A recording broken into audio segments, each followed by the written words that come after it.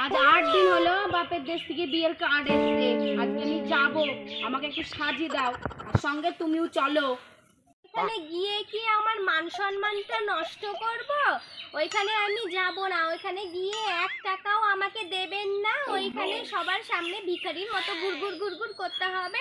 না বাবা, আমি ওইখানে একদমই যাব না, আপনি যান।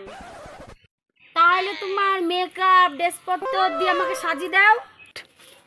এইসব ভীমরতিগুলো আপনার মাথার মধ্যে কে ঢোকায়? এই বয়সে এসে আমার মতো ড্রেসপত্র পরলে লোকে চিৎকার করবে না? এই জন্য তো তোমাকে আমি ভালোবাসিনি, তোমার পেটে পেটে এত হিংসা। এই জন্যই বলে পর কোনোদিন আপন হয় না, আর আপন কোনোদিন পর হয় না। ভালো কথা বলতে নাই, আজকে আমার মতনই সাজিয়ে দেবো, লোকে যা বলবে বলুক। ঠিক আছে, চলুন।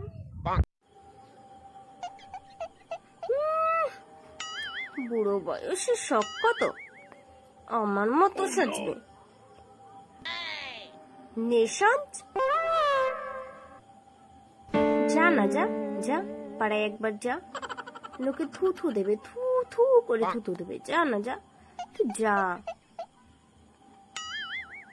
বুড়ো বয়সে ঢং দেখলে বাঁচি না। বৌমা, আমাকে একটু সাজিয়ে দাও না। ঢং।